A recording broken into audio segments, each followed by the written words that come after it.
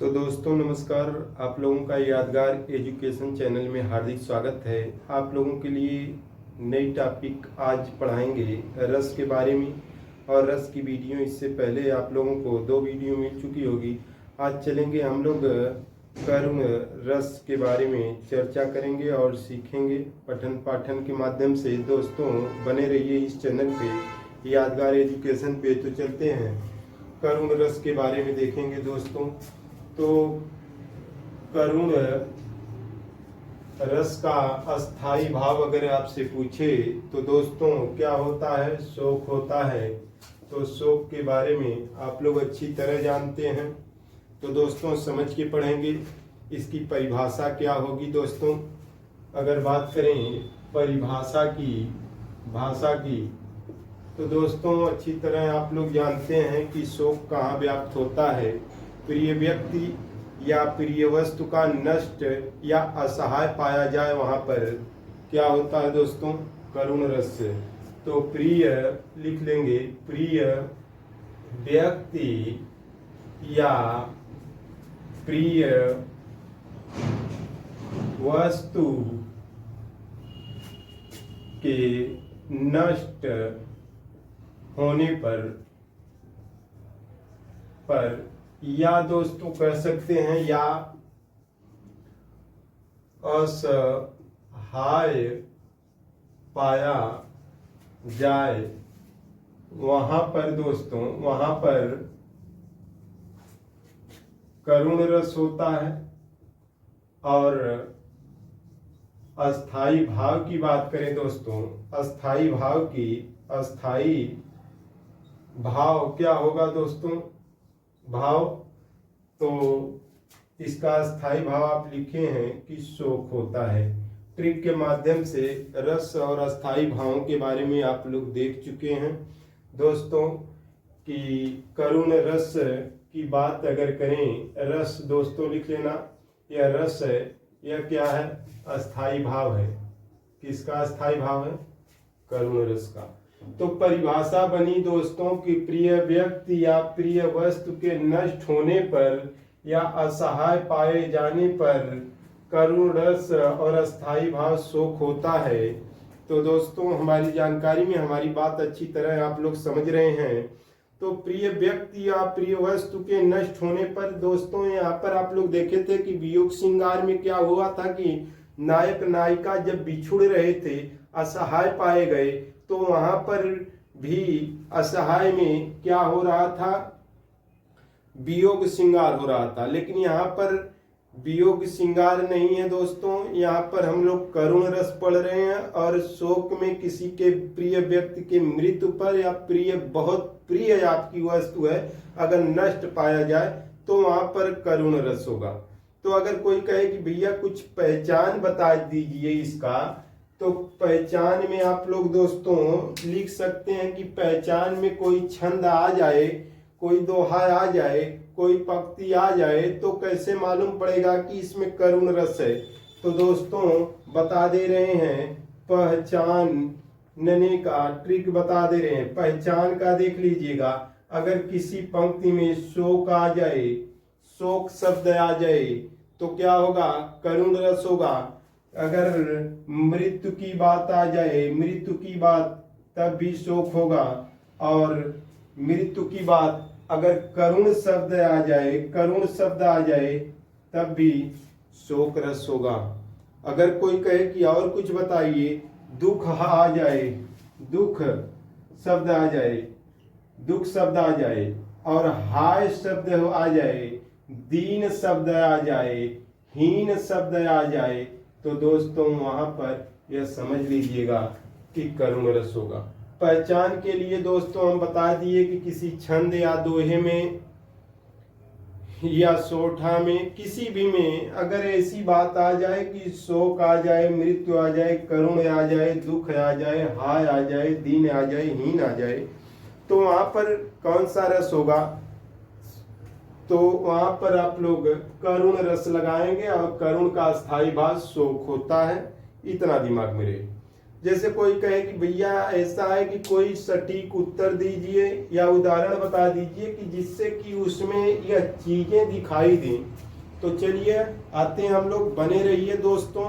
कुछ भी नहीं है, केवल समझने का फेर है। तो समझ के हम लोग पढ़ेंगे तो पहचान करने का ट्रिक आप लोग देख चुके। अब चलते हैं दोस्तों, हम बात करते हैं करुण रस का उदाहरण की बात करें। उदाहरण भाई दे दीजिएगा कि कोई उदाहरण एक दीजिए।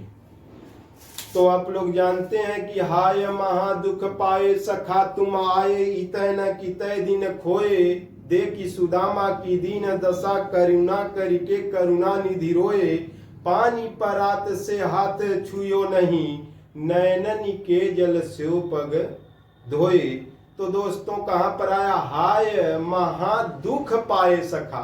तो दुख जो आया है दोस्तों, यहाँ पर दुख शब्द तो आप लोग अभी पहचान में देखे थे, दुख आ जाए तो यहाँ पर क्या होगा, एक मित्र दूसरे मित्र के लिए इतना कष्ट में है। तो यहाँ पर दोस्तों आप समझ सकते हैं। दूसरा उदाहरण देख लेते हैं दोस्तों कि प्रिय प्रिय पति वह मेरा प्राण प्यारा कहाँ है।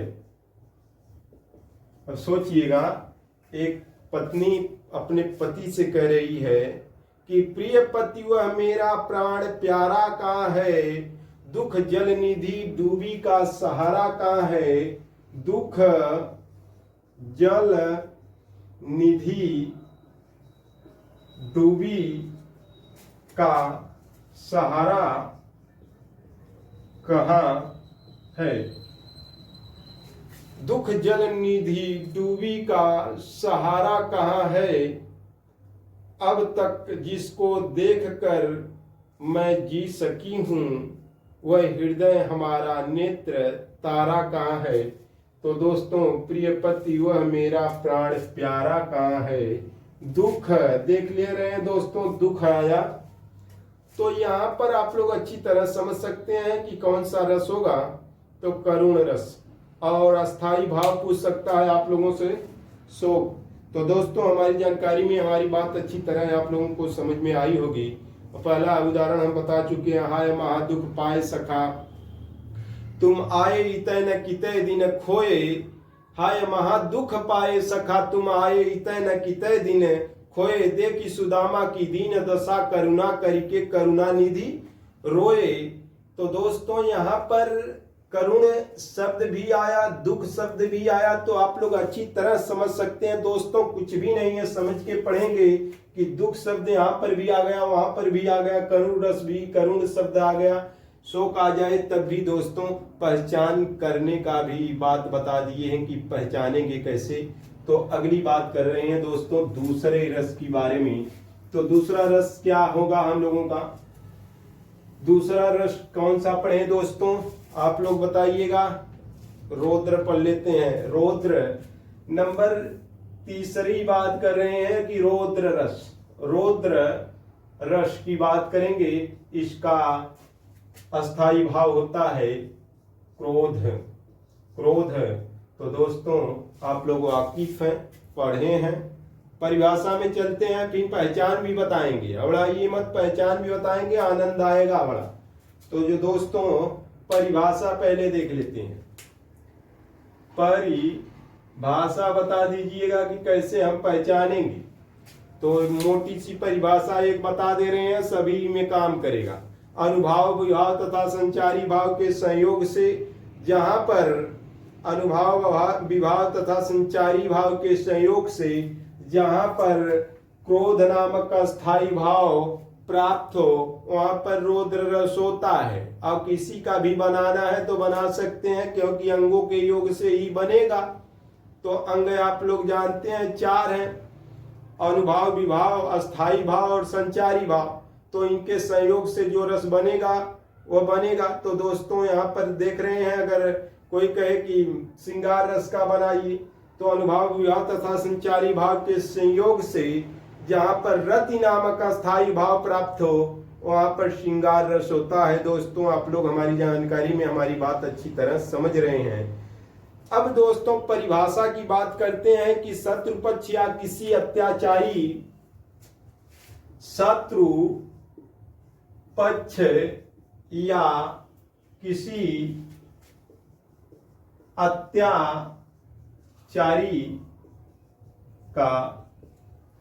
अब दोस्तों आप लोग देख रहे हैं कि शत्रु आपके सामने आ जाए, आपका तो क्रोध होगा कि नहीं। अत्याचारी का अत्याचार देखकर जब मन में अत्याचारी का अत्याचार देखकर मन में जो क्रोध उत्पन्न होता है वहां कौन सा रस मिलेगा? रौद्र रस। रौद्र रस की प्राप्ति होती है, रौद्र रस कहते हैं। हमारी जानकारी में हमारी बात अच्छी तरह आप लोग समझ रहे हैं।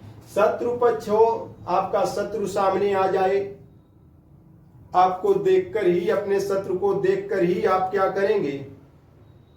खुश होंगे, हंसेंगे, क्रोधित होंगे कि हमारे साथ ऐसा व्यवहार किया है, या मिल जाए तो समझ लीजिए कि एकांत में तो मार के फेंक दे, ऐसी भी बात सोच सकते हैं, या दूसरे से मारने के लिए बात कर सकते हैं, या किसी अत्याचारी बहुत अधिक अत्याचार करता है ग्राम क्षेत्र में, शहर क्षेत्र में, कहीं भी कोई अत्याचारी अत्याचार आवश्यकता से अधिक करता है, तो दोस्तों वहां पर देखकर मन में क्या आएगा? क्रोध ही तो आएगा। अक्रोध जब आएगा तो वहां पर रौद्र रस होगा। ये हमारी जानकारी में बात अच्छी तरह आप लोग समझ चुके होंगे। अब बात करते हैं दोस्तों कि क्या पहचान भी बता सकते हैं? पहचान बताइएगा कि कोई अगर छंद आ जाए तो उसमें कैसे हम पहचानेंगे? तो दोस्तों क्रोध है आ जाए, क्रोध है आपको आ जाए, क्रोध शब्द किसी पंक्ति में मिली, रीस मिले, गुस्सा मिले, तो दोस्तों आप लोग देख रहे हैं ना कि किसी छंद में क्रोध मिले, रीस मिले, गुस्सा मिले, या तोड़ना फोड़ना शब्द मिल जाए, तोड़ना फोड़ना शब्द मिल जाए, या कटु वचन मिल जाए, कटु वचन आ जाए किसी छंद में, तो वहां पर दोस्तों रीस देख रहे हैं, क्रोध आ जाए, गुस्सा मिल जाए, तोड़ना फोड़ना शब्द मिल जाए, कटु वचन मिल जाए, तो दोस्तों वहां पर कौन सा रस होगा? तो रौद्र रस होगा। अब दोस्तों हमारी जानकारी में हमारी बात अच्छी तरह आप लोग समझ रहे हैं। अगर कोई कहे कि भैया उदाहरण बताइए, इससे नहीं समझ में आ रहा है, किसी में क्रोध आएगा, रीस आएगी, गुस्सा आएगा, तोड़ना फोड़ना आएगा, कटुवचन आएगा, तो इसके लिए जो है दोस्तों हम लोग देख लेते हैं क्या यह चीजें सही बात है कि आ रही हैं। उदाहरण देख ले रहे हैं। श्री कृष्ण के शून्य वचन उदाहरण देखिए दोस्तों। उदाहरण श्री कृष्ण के शून्य वचन अर्जुन। दोस्तों हमारी जानकारी में आप समझ रहे हैं कि अर्जुन क्या करेंगे? क्रोध से जलने लगे, क्रोध से जलने लगे। श्री कृष्ण के सुन वचन अर्जुन क्रोध से जलने लगे। तो दोस्तों आया क्या पहचान में? क्रोध शब्द आ गया। सब सील अपना भूल कर, सब सील अपना भूल कर करतल युगल मलने लगे, करतल युगल मलने लगे। तो यहां पर आप लोग देख रहे हैं क्रोध आ रहा है, किसे आ रहा है? अर्जुन को क्रोध आ रहा है कि अर्जुन क्रोध से जलने लगे। सब सील, सब अपना भाईचारा भूल कर क्या कर रहे हैं, भूल कर करतल युगल मलने लगे, अपने दोनों हाथों को मल रहे हैं कि शत्रु की बात है, हम पुरुष हैं, और युगल मलने लगे, क्रोध में क्या करते हैं, मलने लगते हैं। तो दोस्तों मार करने के लिए क्रोध में यहाँ पर आप लोग देख रहे हैं कि क्रोधित हो जाते हैं और रौद्र रस होता है। हमारी जानकारी में यह भी बात आप लोगों को अच्छी तरह समझ में आ गई होगी। उस काल मारे क्रोध के, देखिए दोस्तों दूसरा उदाहरण, उस काल मारे क्रोध के तन का पने उनका लगा, मानो हवा के जोर से सोता हुआ सागर जगा। तो दोस्तों क्रोध कहां पर आया, उस काल मारे क्रोध के तन का पने उनका लगा, मानो हवा के जोर से सोता हुआ सागर जगा। तो इन पंक्तियों में भी क्रोध शब्द आया। तो दोस्तों हमारी जानकारी में हमारी बात अच्छी तरह आप लोग समझ गए होंगे। तो दोस्तों आनंद के साथ पढ़िएगा, दोस्तों आनंद के साथ पढ़िएगा। अब चलते हैं अगले नंबर की बात दोस्तों करते हैं कि क्या किस रस के बारे में बात करें दोस्तों। नंबर 4 दोस्तों, नंबर 4 श्रृंगार हो गया आप लोगों का, करुण रस हो गया, रौद्र रस हो गया। हास्य रस में चलते हैं कि हास्य रस किसे कहते हैं। तो हास्य रस का अस्थाई भाव, कोई पूछे अस्थाई भाव क्या होता है, तो दोस्तों हास्य होता है ट्रिक के माध्यम से। जो लोग अगली वीडियो नहीं देखे होंगे वो देख लेना कि बहुत जोरदार ट्रिक बताए हैं। रस और अस्थाई भाव को याद करने के लिए किसी की विचित्र वेशभूषा को देखकर जब मनुष्य हंसता है, किसी के विचित्र वेशभूषा या वाणी को, तुतली वाणी को या चेष्टा को देखकर जब हृदय में जो आनंद की अनुभूति होती है उसे हास्य रस कहते हैं दोस्तों। वहां पर हास्य अस्थाई भाव होता है, यह समझ सकते हैं आप लोग। अब चलते हैं परिभाषा की तरफ। परिभाषा क्या बनेगी आप लोगों की, तो आप लोग बना सकते हैं कि जब अनुभाव विभाव तथा संचारी भाव के सहयोग से जहां पर हास्य नामक अस्थाई भाव प्राप्त हो वहां पर हास्य रस होता है। परिभाषा ऐसी भी बन जा सकती है, किसी की विचित्र वेशभूषा, या लिख सकते हैं कि किसी की विचित्र वेशभूषा, किसी की विचित्र वेशभूषा वाणी चेष्टा को देखकर, वाणी चेष्टा को देखकर जो आनंद की अनुभूति होती है, कहां पर होती है, देखकर हृदय में, हृदय में जो आनंद की अनुभूति होती है वहां हास्य रस होता है।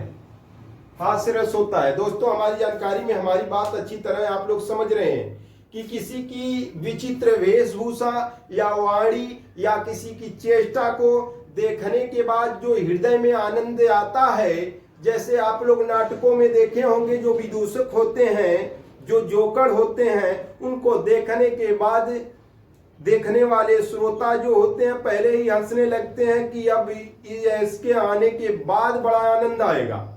तो दोस्तों उसकी गजब की वेशभूषा होती है, वाणी कुछ अलग होती है, कुछ चेष्टा ऐसा बनाकर आता है रंग के कि देखने के बाद श्रोतागण जो होते हैं वो हंसने लगते हैं।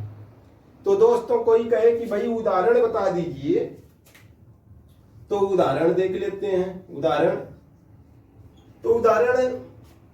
तो आप लोग सुने होंगे कि भाई बिंद के वासी उदासी तपोव्रतधारी महाबिनु नारी दुखारे, बिंद के वासी उदासी तपोव्रतधारी महाबिनु नारी दुखारे, गौतम तीय तरि तुलसी सो कथा सुनी मैं मुनि वृंद सुखारे, है शिला सब चंद्रमुखी, है शिला सब चंद्रमुखी, पर से पद मंजुल कंज तिहारे, किन्नी भली रघुनायक जू, किन्नी भली रघुनायक जू, करुणा करिके कानन पग उधारे, तो इस जंगल में आप आ गए।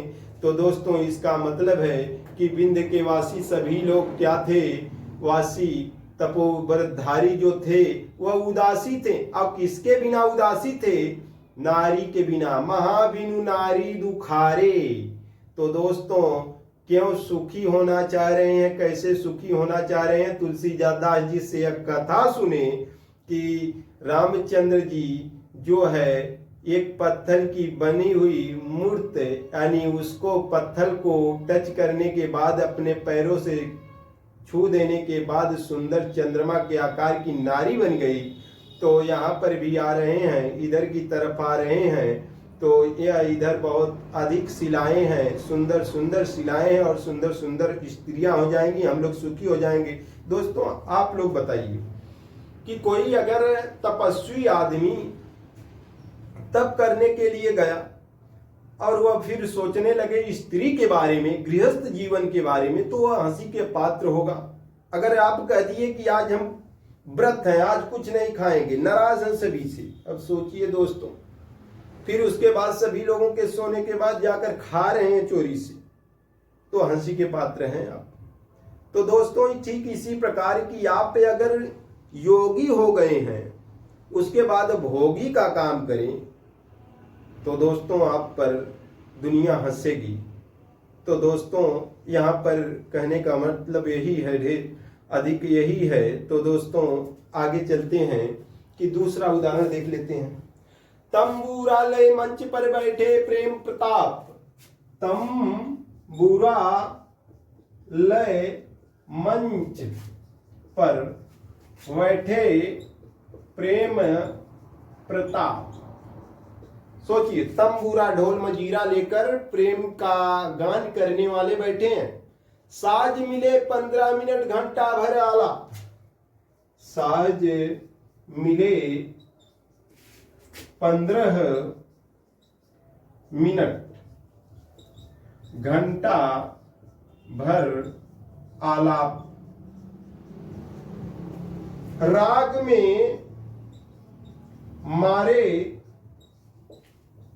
में मारे गोता। क्या हुआ, धीरे धीरे खिसक चुके थे सारे श्रोता। श्रोता क्या किए भैया कि खिसक गए। क्यों खिसक गए, जब आप किसी को बुलाए हैं प्रेम प्रसंग करने के लिए, तंबूरा ढोल मजीरा आपके घर लेकर आ गया, तो क्या हुआ कि बैठे प्रेम प्रताप और साज मिले 15 मिनट और घंटा भर आलाप। आ सुरी नहीं मिल रहा है, घंटा भर आलाप राग में मारे गोता। और देखने वाले धीरे धीरे खिसक चुके थे, धीरे धीरे चले गए थे सारे श्रोता। तो वही चीज लिखा, साज मिले 15 मिनट और घंटा भर आलाप राग में, राग ही नहीं मिला, में मारे गोता। और धीरे धीरे खिसक, सभी लोग हंसते हुए चले गए। भैया बहुत देखे ऐसे नाटक करने वाले, लेकिन ये पहली बार मिला। गजब का समय व्यतीत किया रात्रि का। तो दोस्तों यहाँ पर क्या मिलेगा आपको क्या मिलेगा, तो यहाँ पर हास्य रस मिलेगा। तो दोस्तों आनंद आ गया, आनंद आ जाना चाहिए दोस्तों। अब चलते हैं, रस ले रहे हैं तो रस कई प्रकार के यहाँ पर ले रहे हैं दोस्तों। अब हम लोग हास्य रस के बाद बात करेंगे किस रस की, तो हम लोग बात करते हैं दोस्तों शांत रस की। शांत रस, अस्थाई भाव क्या होगा, निर्वेद। निर्वेद, वेद तो ठीक है, निर्वेद की बात हो रही है दोस्तों। अब समझने की कोशिश करिएगा, मजा आ जाना चाहिए दोस्तों, समझ के पढ़िएगा। शांत रस, आप शांति कहां पर चाहते हैं। संसार की सभी वस्तुओं को आप जब नश्वर समझने लगे, संसार की कि भैया ये दुनिया में है कुछ नहीं है, यह फालतू का मोह माया है, यह अपनत्व की भावना है, जब इससे आप दूर भागने लगे तो यह जान जाइएगा कि वहां पर आपको शांति चाहिए, यानी शांत रस होगा। यह निर्वेद अस्थाई भाव इसका है। तो उदाहरण देख ले रहे हैं या परिभाषा देख रहे हैं कि भैया परिभाषा क्या बनेगी, परिभाषा बता दीजिए पहले तो लिख लीजिएगा कि परिभाषा क्या, संसार की सभी वस्तुओं, संसार की सभी वस्तुओं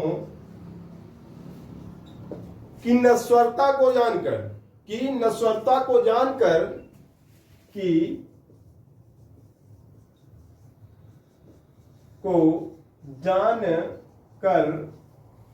जानकर ईश्वर की सत्ता का ज्ञान होने पर तथा ईश्वर की सत्ता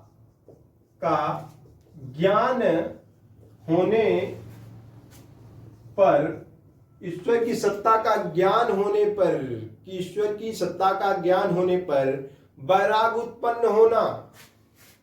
क्या होगा? वैरागी बन जाएंगे। वैराग्य उत्पन्न होना निर्वेद होता है। वैराग उत्पन्न होना क्या होता है? निर्वेद होता है। और वहां पर शांत रस होता है। संसार की सभी वस्तुओं की नश्वरता की सभी एक दिन नष्ट होने वाली है, कोई अपना नहीं है। तो दोस्तों कि अब ईश्वर की सत्ता का भी ज्ञान होने पर जब वैराग्य उत्पन्न होता है, वहां पर निर्वेद अस्थाई भाव होता है और शांत रस होता है। हमारी जानकारी में आप लोग बहुत अच्छी तरह समझ रहे हैं।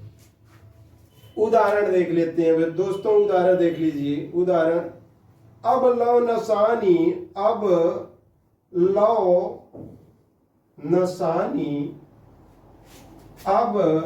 न नशय हो। अब लौ नसानी अब न नशय हो। राम कृपा भव निशा सिरानी